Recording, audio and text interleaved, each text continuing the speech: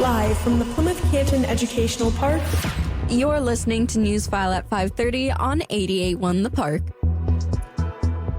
I'm Elizabeth, and in tonight's news, P-CCS STEM students spotlight their work and a new amphitheater for Plymouth District Library. Now, for the latest news that matters in your community.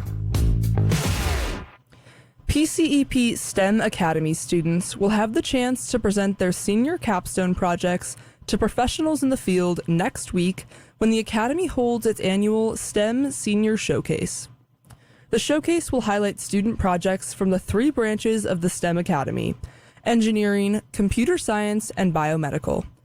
Projects can cover topics like coding, drones, or even experimental research.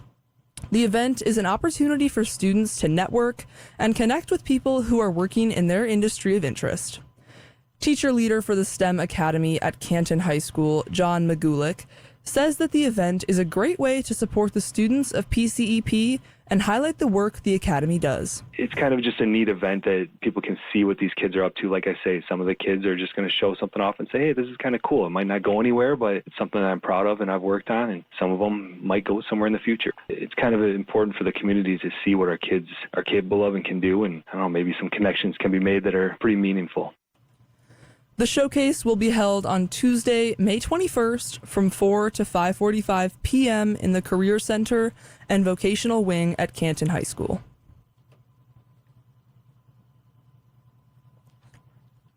A new outdoor performance space is coming to downtown Plymouth next month when Plymouth District Library opens its new Wilcox Amphitheater. The amphitheater will serve as the library's new space for outdoor events. The venue's design features a stone stage and several levels of stone seating for small performances and story times. Visitors can also set up blankets to watch the stage from the space's grassy areas. The opening ceremonies will include festivities throughout the morning, like a free hot dog lunch, performances from the Plymouth Ukulele Group and Beats with Ben, and a live animal show. Plymouth Library Director Shauna Anderson says that the amphitheater will offer community members of all ages another way to enjoy the outdoors. Well, during COVID, one of the things that we kept hearing was the need for more outdoor activities. There's a strong interest in spending more time outdoors and participating in nature-related activities across, the age landscape. The amphitheater's grand opening will take place on June 1st from 11:30 a.m. to 2 p.m. in the space between the library and the City Hall. For more information, visit plymouthlibrary.org. Agreement on presidential debates tops our look at world and national news tonight. President Biden and Donald Trump are planning to debate in June and September. The two will participate in a CNN debate on June 27th in Atlanta and a second debate hosted by ABC News on September 10th. The debates were scheduled hours after Biden today challenged the former president in a video posted to X. Trump responded saying he's ready and willing to debate Crooked Joe in June and September. The criminal hush money trial of former President Trump will resume tomorrow. Trump's ex-lawyer, Michael Cohen, is expected to be back on the stand after facing a tough cross-examination Tuesday.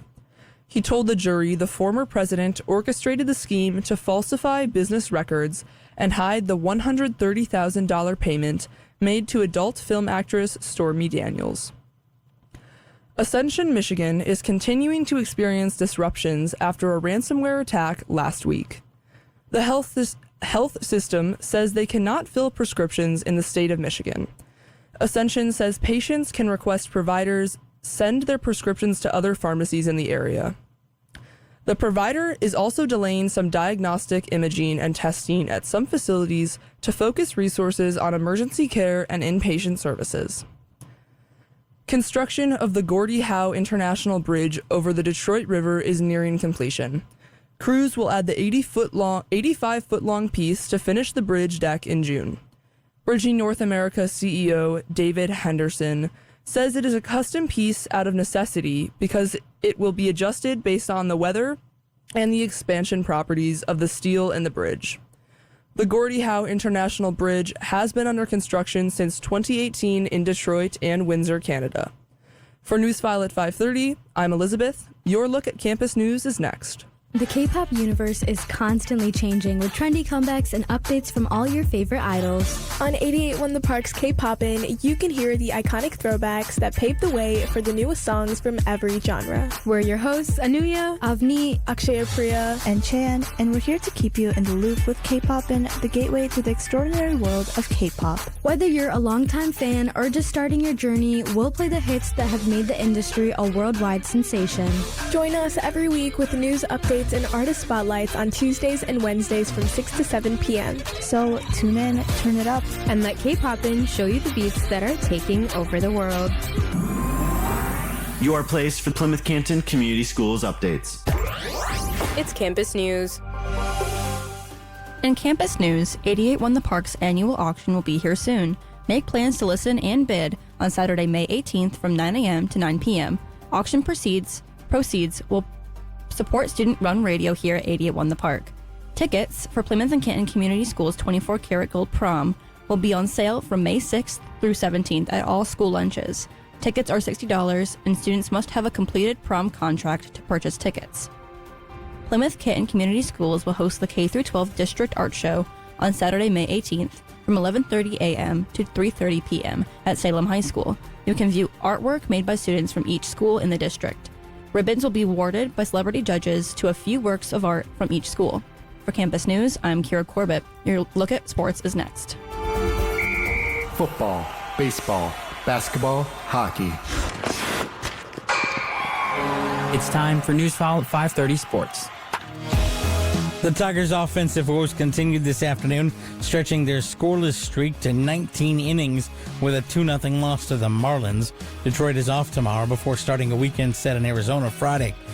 Basketball superstar Caitlin Clark continues to draw millions of viewers. Her WNBA debut Tuesday night averaged 2.1 million viewers. The game between Clark's Indiana Fever and the Connecticut Sun was the most watched WNBA game since Memorial Day 2001. It also broke ESPN's record for a WNBA game. That was previously set by Diana Taurasi's debut in 2004, which drew 1.4 million viewers. The NFL is heading to Netflix. The streaming giant will be the exclusive home for the league's 2 Christmas Day games this year. The first game of the day will feature the Kansas City Chiefs taking on the Pittsburgh Steelers. That'll be followed by the Baltimore Ravens going up against the Houston Texans.